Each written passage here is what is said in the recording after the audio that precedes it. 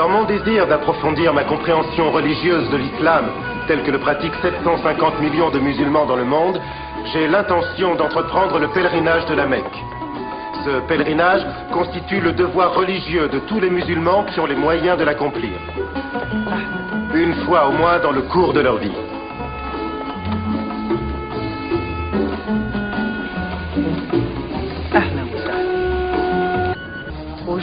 Je suis arrivé aujourd'hui en Arabie. Je n'avais jamais connu une telle hospitalité. Une fraternité si vraie, telle qu'on les pratique ici dans l'antique patrie d'Abraham et de Mahomet et des grands prophètes des Écritures.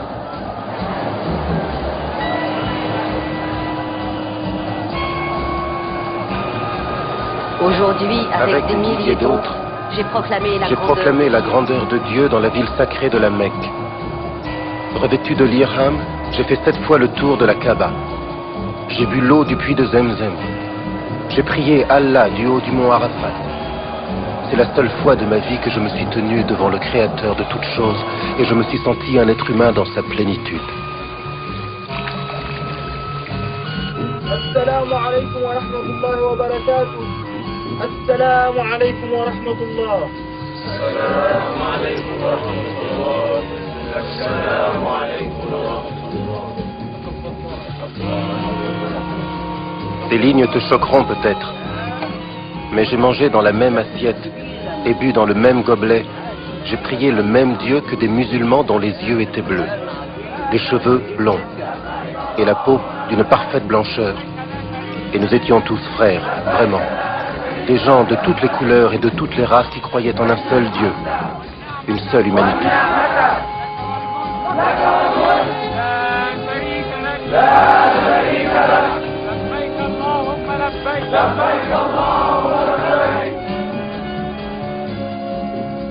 Chaque heure passée ici, en Terre Sainte, approfondit ma vision spirituelle de ce qui se passe en Amérique. On ne pourra jamais reprocher au noir américain son animosité raciale. Il ne fait que réagir à 400 ans d'oppression et de discrimination.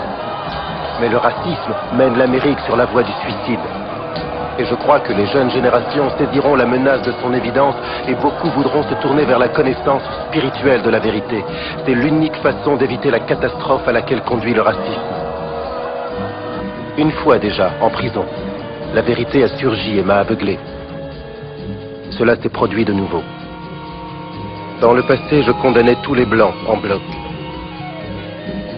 Et ces généralisations ont dû blesser certains blancs qui ne le méritaient pas. Grâce à l'espèce de renaissance spirituelle que j'ai eu la bénédiction de connaître à la suite de mon pèlerinage dans la ville sainte de la Mecque, je ne puis plus souscrire à la condamnation en bloc d'une race entière. J'ai l'intention de me montrer très prudent afin de ne condamner personne. J'ai l'intention de me montrer très prudent afin de ne condamner personne dont la culpabilité n'ait été éprouvée. Je ne suis pas raciste. Je ne souscris à aucun précepte du racisme. En toute franchise et en toute honnêteté, je peux déclarer que je ne souhaite rien d'autre que la liberté, la justice et l'égalité. La vie, la liberté et le droit à la recherche du bonheur pour tous les hommes. Certes, je me soucie d'abord du groupe auquel j'appartiens. Plus que quiconque, nous sommes privés de nos droits inaliénables.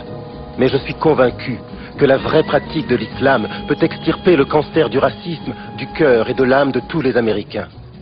Et si je sais, à l'heure de ma mort, que j'ai apporté un peu de lumière, expliqué une quelconque vérité significative contribuant à la destruction de cette maladie, tout le mérite en revient à Allah, Seigneur de tous les mondes.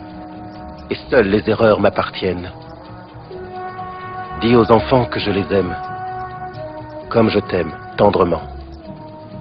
Ton El Hajj Malik El-Shabazz, Malcolm X. Bismillahirrahmanirrahim. Alhamdulillahi Rabbil Alamin. Ar-Rahmanir-Rahim. Maliki Yawmiddin.